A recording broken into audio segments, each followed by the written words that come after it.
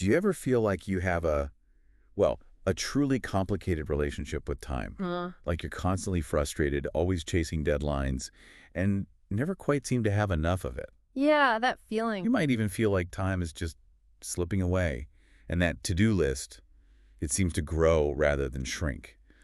If that resonates, you are absolutely not alone. And that feeling, that sense of time shrinking, is exactly what we're tackling in this deep dive today.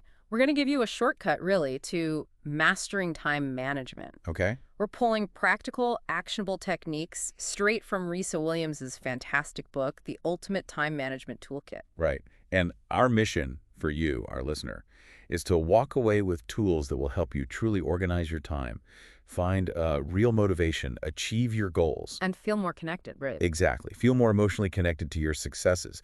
Because the goal here isn't just about getting more done, is it? No, no. It's to fundamentally shift your perception of time from something that feels like it's shrinking under stress to something you can actually stretch. Yeah, stretch by finding enjoyment in your tasks and, in your life. That sounds much better. And what's particularly powerful about Risa's approach is its broad applicability. While the book offers incredibly specific and helpful insights for adults with ADHD, Which is great in itself. absolutely, but it's also designed for what she calls chronically busy people. Huh. I think I know a few of those. Maybe I am one. Light chuckle. Probably most of us are. It covers pretty much anyone juggling a lot. Parents, entrepreneurs, students, professionals, artists, athletes. If your brain feels overloaded, this deep dive is for you. Right. And Risa Williams, she pulls from her own experience too, doesn't she? With anxiety burnout. Exactly. And what psychiatrist Edward Hallowell called attention deficit traits. Ah, okay. And that personal journey, well, it's what makes these tools so universal for anyone experiencing high levels of stress or just plain information overload. It also feels like a powerful reminder that these busy brains, whether they have an ADHD diagnosis or just feel chronically busy, they come with inherent strengths. Oh, definitely. Things like creativity, resilience, and an amazing ability to accomplish a whole lot. Yeah. Sometimes it's just about learning to channel those superpowers more deliberately. Absolutely. Let's start by unpacking that core challenge, this pervasive feeling of always running out of time. Okay. Risa Williams herself experienced this, constantly racing around, which eventually led her to a pretty high level of burnout in her 30s. I can imagine. It sounds like she realized she was dealing with something Edward Hallowell described back in, 2005, as attention deficit traits. That's right. Could you explain a bit more about what those traits actually encompass and why they're not just limited to people with an ADHD diagnosis? Certainly. So these attention deficit traits, they describe common executive functioning issues. Executive functions, like the brain's management team. Kind of, yeah. Think of them as challenges with your brain's control tower functions, like organizing your thoughts, planning tasks, controlling impulses, or maintaining focus. Got it. Now, while they're often central to an ADHD diagnosis, Risa really emphasizes that people under high stress can also experience these issues. Ah, so stress itself can mimic some of those difficulties. Exactly. Making daily tasks just feel overwhelming. That makes so much sense. It really broadens the appeal of these tools beyond a specific diagnosis. And speaking of intense focus, the book talks about something called hyperfocus. What is that, and why is it something we need to manage? That's a great question. Hyperfocus is that state of, laser-like concentration. Right, where you just get totally absorbed. Yeah, and you can accomplish an impressive amount in a short period. It feels incredibly productive in the moment. But there's a downside. There is. It rapidly drains physical and mental energy, often leads to anxiety and just crashing afterward. Okay. So the goal isn't to avoid hyperfocus entirely, but to learn how to smoothly exit it when you need to, rather than letting it just run you into the ground. Learning to disengage gently. Okay, let's unpack this with a really practical tool the book offers. Yes. The task intensity meter. I imagine we all have tasks that feel like different weights on our mental scale, right? Yeah. How does this meter help us manage that? It's brilliant, really. Imagine each task you have to do as a block Okay, block. that correlates to how much mental energy it requires and, importantly, how stressful it is for you to complete. You rate tasks as low, mid, or high intensity. Based on my own perception. Not some objective measure. Exactly, based on how stressful you personally perceive them. And it's crucial to understand that these ratings are personal. They can fluctuate daily based on your stress levels, your energy, even your emotional connection to the task. Right. Calling your bank might be low intensity one day, but high intensity if you're already stressed. Precisely. Risa says it's vital to, and I quote, give yourself permission to admit that a daily task is feeling stressful for you to complete. I love that permission, because it's so easy to dismiss our own feelings about a task like, oh, this should be easy. Right. So the goal is to learn your daily high-intensity task threshold. How many of those heavy blocks can you actually stack before you emotionally tip over? Okay, so it helps you avoid overbooking yourself. And this connects directly to procrastination. The avoidance tactic. Yeah. When a task, even a seemingly low-intensity one, is avoided, its intensity rating actually shoots up. It becomes high intensity in your mind. Really? Just by avoiding it? Yes.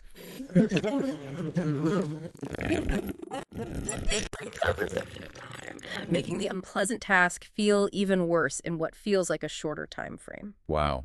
It's like the task gains emotional weight the longer you ignore it. That's a great way to put it. That resonates so much. So what do you do when your brain just loses interest or you feel completely frozen on a task you know you need to do? Right, the mental freeze. That's where the brain warm-up comes in, I believe. It's not about forcing yourself, is it?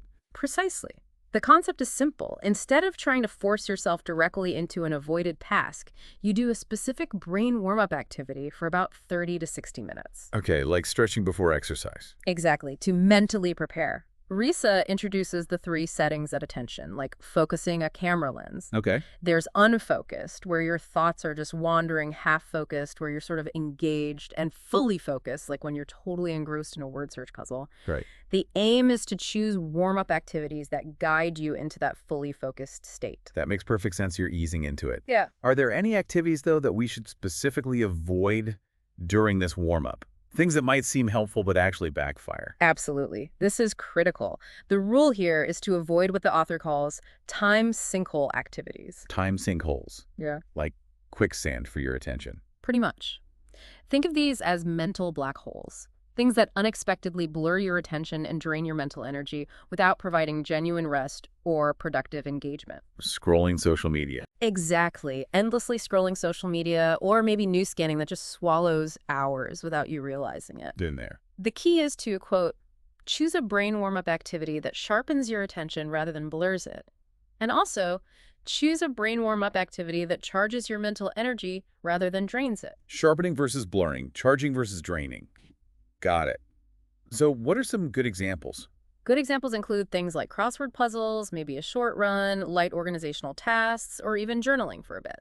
Okay, things that require focus but aren't the main dreaded task. Exactly. Now, shifting gears, so to speak. Many chronically busy people feel like they're always moving too fast or get kind of stuck in high gear. The gear shifter tool addresses this, right? It does. It reminds me of that classical adage, make haste slowly. Make haste slowly. Paradoxical, but I think I get it. It's about consciously slowing down. When you do that, you can fully engage, maybe enter a flow state. And that's when time feels different. Yes, and actually feel time stretch. It's truly counterintuitive but powerful. I sometimes catch myself doing things at a frantic pace. Even simple things like making coffee, just because I feel like I should be going faster. It's like I'm stuck in 5th gear even in a school zone. That's a great analogy, and that's exactly it. Think of it like driving a stick shift car.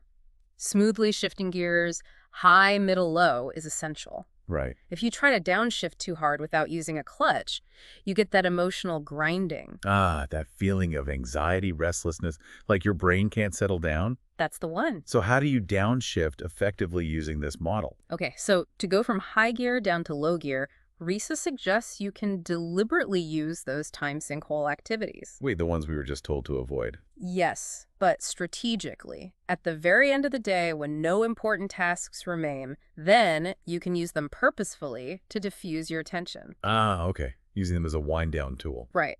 And for a high to middle gear transition, movement-based time buffer activities like light exercise or just a short walk can really help. Okay, that makes sense. And speeding up works similarly, I assume. From low gear? Exactly. From low up to high gear, you'd use those brain warm-up tools we just discussed. Gotcha.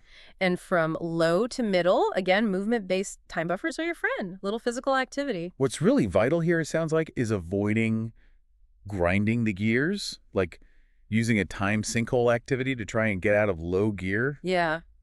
That doesn't work. No, it just keeps you stuck there, or maybe even makes you feel worse. Sure. The formula is clear. Low gear, brain warm-up, higher gear. Oh. You need that mental stretch, that sharpening activity. That's a key distinction. And this is especially important when thinking about low gear at night. Risa shares this personal anecdote about a competitive game app she thought would relax her. But it didn't. No. It kept her up until 2 a.m., totally wired. Oh, dear. The key is consciously shifting into low gear with genuinely soothing, non-stressful activities, like reading or journaling, not competitive games that keep your brain buzzing. Right, avoiding those counterproductive attempts at relaxation, making sure your mind actually winds down properly. Exactly. Okay, now let's talk about getting organized. For clarity and control. I know I felt flooded or overwhelmed by too many tasks, and it feels like my brain just... Well, it freezes. Yeah, that overwhelm freeze. Is there a scientific reason for that? There absolutely is. Your prefrontal cortex, that's your brain's efficient office clerk, right?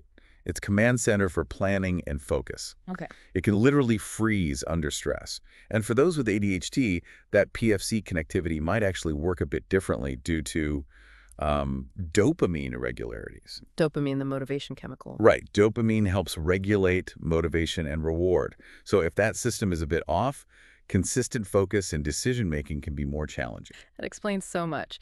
So given that, what's wrong with the traditional long to-do list? Why doesn't that work well for a stressed or ADHD brain? Well, often they're just too long. They're jumbled. They just increase overwhelm instead of reducing it. Okay, so what's the solution? The solution proposed is the weekly Post-it. A Post-it note, that's it. Yep, a regular-sized Post-it. It physically limits you to just 3 to 5 essential tasks for that specific week. It's brilliant in its simplicity, Risa states it clearly. Longer to-do list increases stress versus shorter to-do list reduces stress. And critically, shorter to-do list raises confidence to complete list. So it's not just about the tasks, it's about building confidence. Absolutely. What's truly insightful here is how a simple post, it isn't just about managing tasks, it's about fundamentally rewiring your brain's relationship with accomplishment. How so? By consistently achieving those 3C5 items, you're not just ticking boxes, you're building this powerful self-reinforcing loop of competence that actively counters the overwhelm. That makes sense. You proved to yourself you can do it. Precisely, and the author advocates for physical pen and paper over apps. Why is that? More tangible. Yeah, the manual process seems to aid memory, plus it helps you avoid those time sinkhole searches for the ideal productivity app, which can be a procrastination trap in itself. Good point. The process is simple then. Write your tasks, cross them off as completed, and really acknowledge that completion. Yes, feel that little win. Then, avoid adding new items until the following Monday to maintain consistency.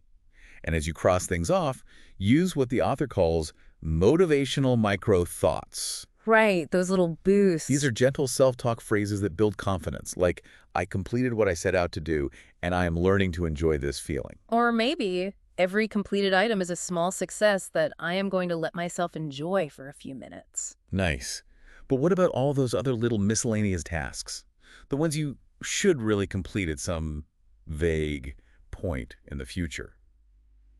They don't belong on the weekly Post-it, right? No, they don't. Those go on the odds and ends list. Okay, a separate list for the shoulds. What are the rules for this one? The rules are key. You update it weekly after you've done your weekly Post-it. Keep it to just one page. Keep it contained. Exactly.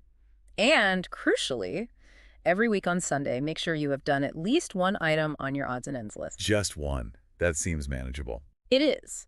And here's the other rule.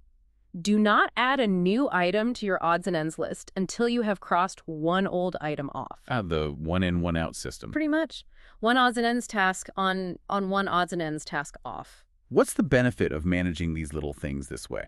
The benefit is huge, actually. It relieves those constant brain-nagging reminders that just drain your mental energy. Right, the mental clutter. You can tell yourself, I no longer have to worry about this miscellaneous task anymore. I can leave room to think about other things now. Or simply, small steps add up. Clearing the mental decks. I like it. Another brilliant organizing tool mentioned is the time containers. This sounds like it's about compartmentalizing your time. It absolutely is. It's a tool to help you focus on one set of tasks at a time by plugging consistent blocks into your calendar. So like time blocking, but with a specific name. Kind of, but with a bit more structure. You label different containers like work tasks, self-care, creative projects, whatever categories make sense for you. And you assign them specific colors for visual association. Then, and this is key, you integrate your task intensity meter ratings within these containers. Ah, so you know if a work tasks container is full of high-intensity stuff. Exactly. So you can plan time buffer breaks and adjust tasks to your energy levels for that day. Makes sense. And for containers like self-care or hobbies, the book suggests providing a few related activity options within that container. Why is that? To keep it fresh. Yeah, just to keep things interesting for your brain and increase consistency. So if your self-care container comes up, you have a few pre-approved choices, reducing decision fatigue. The benefit of this, then, is establishing healthier time boundaries. It helps you avoid those multitasking tornadoes Circles, good phrase. and directs your focus more deliberately, which, believe it or not, can actually create more time for relaxation. The author even suggests making relaxation a consistent time container. Which is revolutionary for some people. Definitely. Speaking of colors, the color coder explores how colors can evoke specific emotions and associations to aid focus. Yeah, this is fascinating. A client mentioned in the book used a red book to signal a phone timeout. So the red book itself became a visual cue. Exactly. She associated the color red and that specific book with the need to put her phone away and study. So for you listening, think about it. What colors make you feel happy, calm, focused, or maybe signal a stop? And then consciously use those colors in your environment or with your tasks. It's a simple way to cue your brain. I know for me, a bright yellow sticky note really signals urgent, but keep it light. No. Totally. It's personal. Finally, in this realm of organization, we have the stuff station and the stuff roundup. Dealing with physical clutter. Yes, the stuff station tackles how accumulating stuff creates decision fatigue and daily stress. Impulse buying might give you a short dopamine surge. Feels good for a second. Right, but then it leads to overwhelm later. That's a really interesting point about impulse buying. How does that connect to what we know about the brain, especially for busy people or those with ADHD? Well, neuroscience shows that adults with ADHD, for example, tend to exhibit what's called spontaneous financial decision-making. Meaning they're more prone to quick buys. Yeah, which isn't always advantageous for long-term goals. The dopamine hit from a new purchase is immediate, but the long-term impact of clutter and more decisions about that clutter, that's negative. So the solution is to shift to a long-term perspective. Exactly. As the author puts it simply, less stuff, fewer future decisions to make. Fewer decisions, less fatigue. So before purchasing something, what specific questions should we be asking ourselves? Risa recommends asking 3 really practical questions. First, does this provide a clear solution for a problem I have right now? Okay, is it actually useful? Second, where specifically will I store this stuff in my house? Does it have a home? Good one. And third, how often will I use this after I purchase it? Be honest with yourself there. Okay, then the stuff roundup addresses the environmental chaos. Those misplaced items often caused by internal distraction. Right, the keys, the phone, the glasses. It's about training your brain to do a nightly roundup before bed, just collecting scattered items, like a mental reset for your physical space. It really is. This clears your mental decks for the next day. You can even use motivational micro-thoughts like, whenever I remember to put stuff away at night, I'm setting myself up for an easier morning. I like that. It's about being proactive, not just constantly reacting to the clutter around you. Exactly. Okay, so we've talked about managing your energy and getting organized.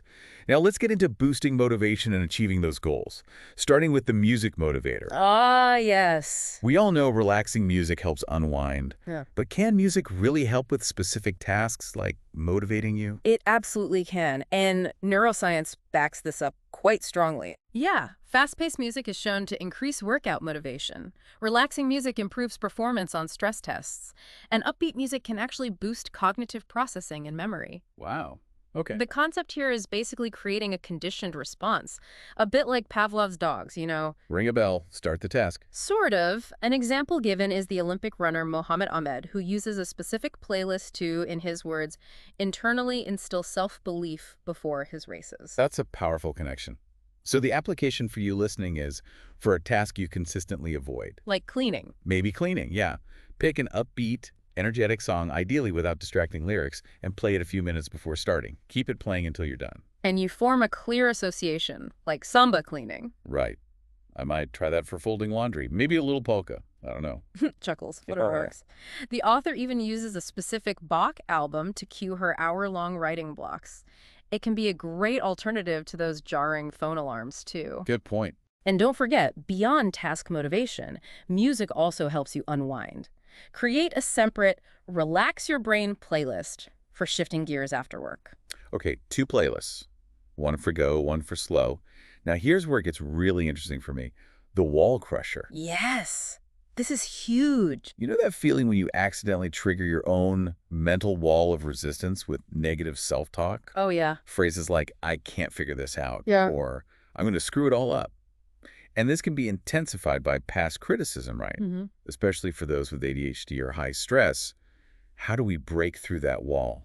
The solution, according to the book, is to break down this wall one brick at a time, using motivational self-talk, which Risa calls an amazing power tool. Motivational self-talk is a power tool. I like that. Does science back this up too? It does. Research from Carnegie Mellon University showed that self-affirmations can actually buffer the effects of chronic stress and improve problem-solving abilities. So it's not just wishful thinking. It's actively engaging your brain in a helpful way. Exactly. The key insight here is every small thought you change in a positive direction can have a big overall impact on your emotional state.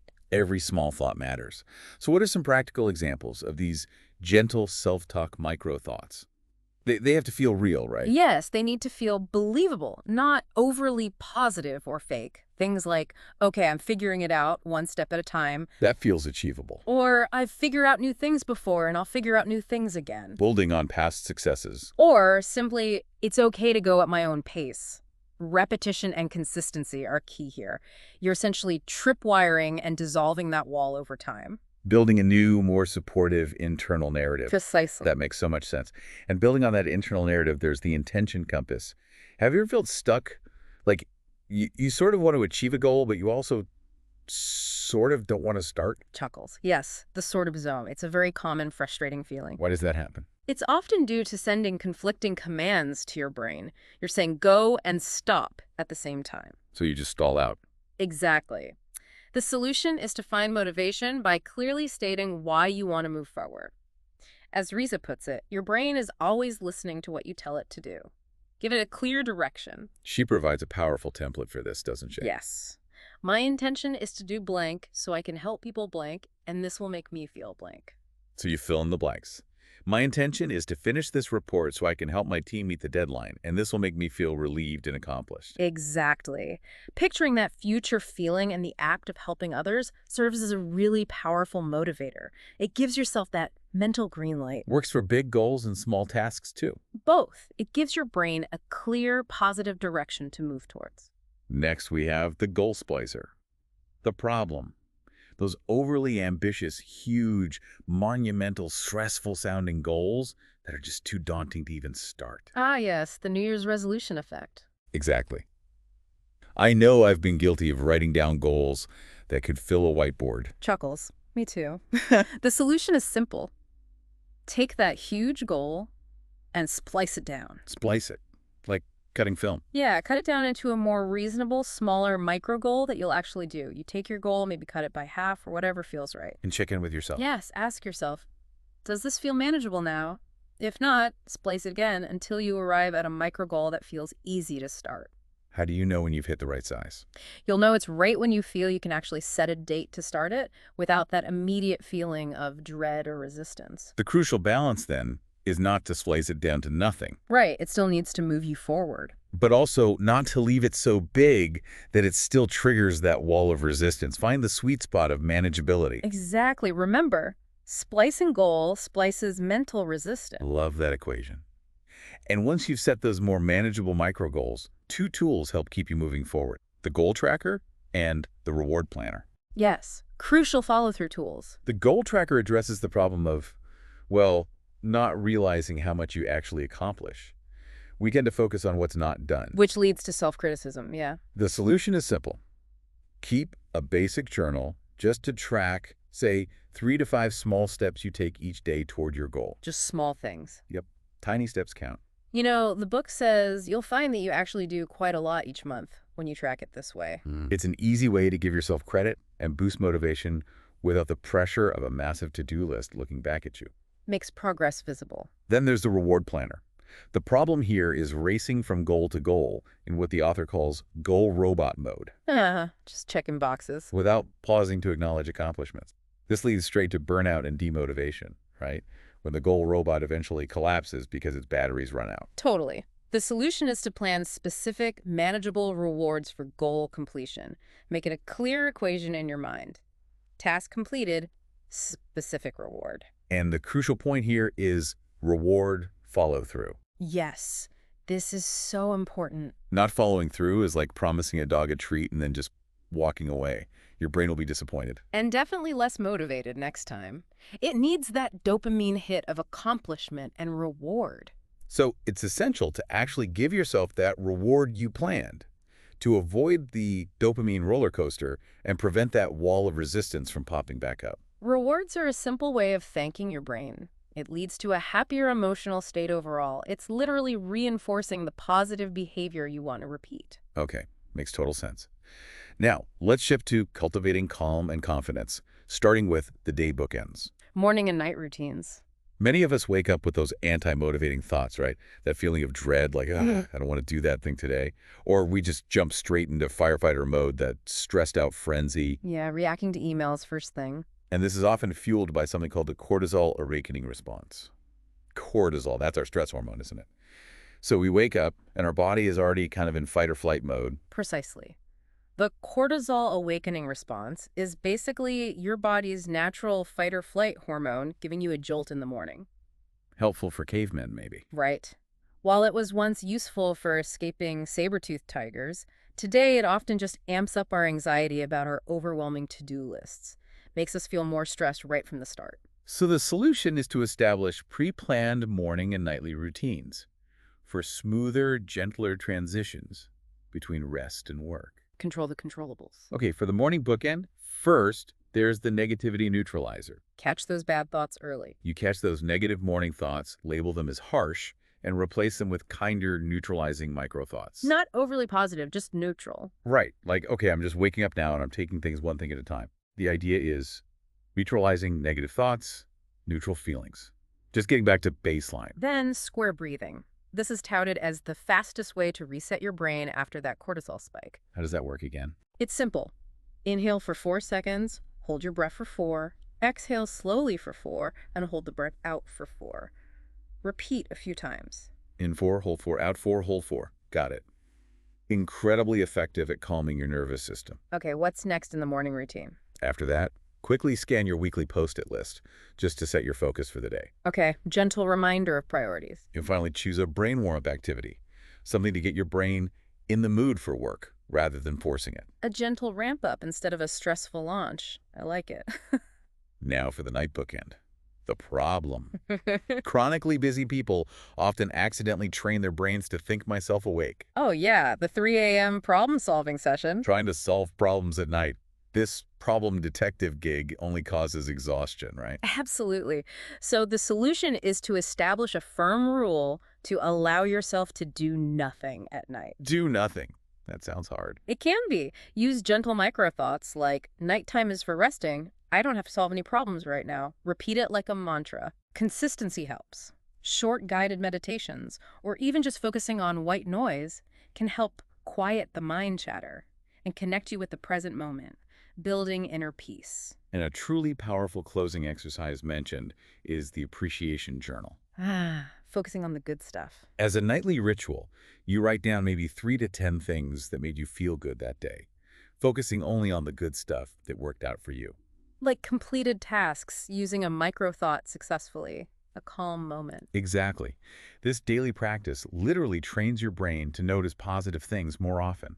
It ends your day on a high note. Builds that positive bias. This leads us nicely to the decision tracker. Let's talk about decision fatigue. That mental exhaustion from just too many small choices all day long. Yeah, and it can escalate to decision paralysis, where you feel completely frozen between choices. Which often stems from all or nothing thinking, right? And this immense pressure to make the absolute perfect decision. Which is impossible most of the time.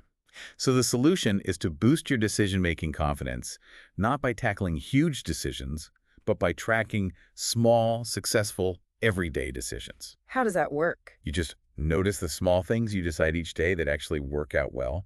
Like what? Picking a good breakfast, finding a new car mechanic who's great, discovering a time-saving route to work.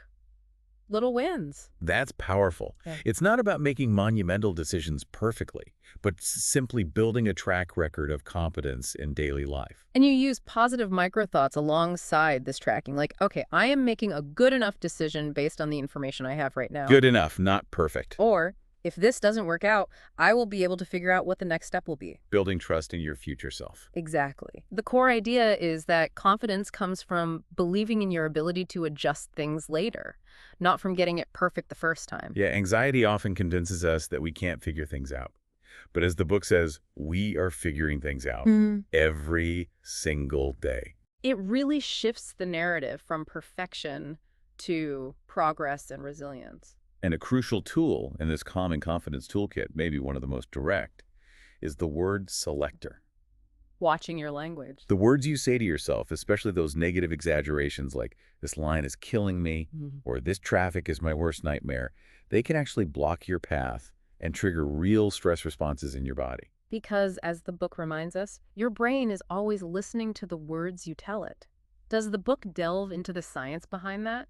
Why our words have such a physical impact? It does, yeah. Neuroscience confirms that exaggerating negative reactions, even just internally, can actually increase heart rate and cardiovascular stress. Wow. So your internal monologue isn't just chatter, it's actively influencing your physical and emotional state. Exactly. So the solution is to become mindful of your self-talk. How do we start to change those ingrained, often automatic, negative patterns? The steps are pretty straightforward. First, just pause and label the words when you catch yourself. Like, wow, that was a really harsh thing to say to myself. Just noticing it without judgment. Then practice just the facts. State the reality without the negative hyperbole. So instead of, this review is impossible, try, okay, finishing this review is a somewhat difficult task I'm doing at the moment. Takes the drama out. Right. Stating the facts reduces resistance and anxiety. And for the advanced word selector. You add a more positive, forward-looking phrase like, finishing this review is a somewhat difficult task, and I'm going to feel so relieved when it's done. Connecting to the positive outcome. It's about actively shaping your internal dialogue to be more of a supportive coach, not a critical judge. Exactly. Finally, we come to handling intense emotions with the frustration surfboard and the calm center. Frustration, it's intense. It often triggers that inner critic, and it's basically the opposite of motivation. Yeah, it just shuts things down. I know that feeling. Sometimes it feels like I'm just drowning in a wave of frustration, completely unable to move forward. Exactly. So the solution proposed is to ride the frustration out by treating it like a wave. You don't fight it, you surf it. How do you surf frustration? You breathe deeply into the physical sensation of frustration, maybe repeating silently, breathing in the calm, breathing out the frustration. So you acknowledge it, breathe through it. Yes. The idea is the frustration will subside like a wave cresting and falling, and you can then make a conscious decision not to re-engage with that same wave, not to let it pull you under again. You are the surfer, not the wave itself. That's the metaphor. And after the frustration wave passes, the calm center is where you step away to ground yourself. Clarity often comes from creating that distance, doesn't it? It really does. How do you find that calm center? The book suggests imagining yourself as an ocean rock, steady, unmoving as waves pass over you. This represents your grounded inner strength. I like that image. As Risa explains, when you find your calm center, time becomes your friend, not your enemy. Because calm stretches your perception of time. Stress just shrinks it. That's a powerful link back to the start. So what are some practical grounding techniques to find this calm center? The book offers several. You can visualize yourself as that ocean rock with your breaths like waves washing over you. Okay. Or hold a small object, maybe a smooth stone or keys, and focus intently on its sensory details. Is it cold, warm, round, smooth? List adjectives in your head. Engaging the senses. You could also focus on the energy or tingling in your fingertips. Then consciously move that focus through your body. Square breathing, which we mentioned earlier, combined with intentionally tensing and releasing different muscle groups. Visual grounding, too. Or even lying down, placing your hands on your stomach, and visualizing a bright white circle of energy there, expanding with each inhale and contracting with each exhale. Lots of options to try. The key, really, is to practice these techniques during non-stressful times. Build the muscle memory. Right, so you can access your calm center more readily when stress actually hits. It's like building a mental toolkit for calm. So wrapping this all up, what does this deep dive into the ultimate time management toolkit really mean for you, the listener? Well, I think it shows that you absolutely can change your relationship with time. You can manage your life with less stress. It's not just about whiter knuckles and trying harder. No, it's about shifting your thoughts and applying these practical, personalized tools we've discussed. These tools really are about giving you the power to organize, to find motivation, to actually achieve your goals, and to cultivate that inner calm and confidence. It's about trusting your ability to figure things out step by step and becoming your own best advocate for a life that feels less stressed, more productive. And ultimately, more fulfilling. You will realize, as the book suggests, that you really are getting to where you want to go, one small step at a time. It's empowering. Now for your challenge, your takeaway action. Consider which single tool, just one, from this deep dive you'll commit to trying for the next week. Just one small step. What small step will you take to start stretching your time, rather than letting it shrink? Think about it, try it out, and see what happens.